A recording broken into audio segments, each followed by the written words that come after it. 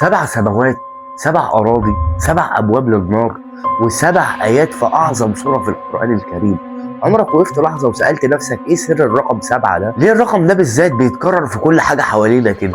من أقدس النصوص الدينية لأغرب الظواهر الطبيعية، وحتى في تفاصيل حياتنا اللي ممكن ما تكونش واخد بالك منها. القصة مش مجرد صدفة، القصة أكبر وأعمق من كده بكتير، رسالة إلهية محتاجة اللي يفكها ويفهم معناها. خليك معايا. في الدين الإسلامي الرقم 7 ده ليه مكانة خاصة جدا بتدل على الكمال. ربنا ذكر السماوات السبع في أكتر من آية.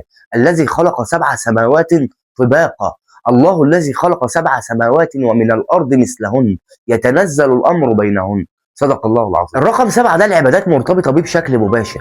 احنا بنطوف حوالين الكعبة 7 أشواط كاملة، وبنسعى بين الصفا والمروة 7 مرات، ولما بنروح نرمي الجمرات في الحج بنرمي 7 حصوات في كل مرة. حتى القرآن نفسه بيبدأ بسورة الفاتحة اللي هي اسمها السبع المثاني، لأنها 7 آيات بنكررها في كل ركعة، وكأن الرقم 7 ده هو مفتاح العبادة والصلة بالله عز وجل. والأمر مش بس في العبادات، ربنا حذرنا من جهنم أعاذنا الله وإياكم، لها 7 أبواب لكل باب منهم جزء مقسوم.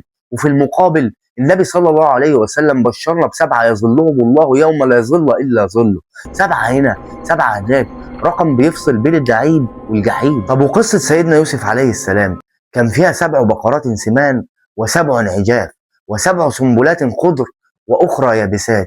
الرقم 7 ده كان رمز للدورات الزمنية الكاملة، دورة الخير ودورة الابتلاء. طب لو خرجنا بره سياق الدين وبصينا للكون اللي ربنا خلقه هنلاقي نفس الشفرة برضه. يعني عندك مثلا قوس قزح اللي هو بيرسم البهجة في السماء بعد المطر. كام يوم بالترتيب؟ 7. ودورة حياتنا الأسبوعية اللي هي أيام الأسبوع عامة اللي بنكررها وبنعيشها، دورة حياتنا الصغيرة دي كام يوم؟ 7 برضه. البحار والمحيطات اللي بتغطي الكوكب كله، العلماء والجغرافيين قسموها ل7 محيطات. حتى جسمك انت رقبتك فيها 7 فقرات عنقيه، وكأن تصميمنا البشري ماشي على نفس النظام. ايه الرساله بقى من كل ده؟ وليه التكرار العجيب والمدهش للرقم ده بالذات؟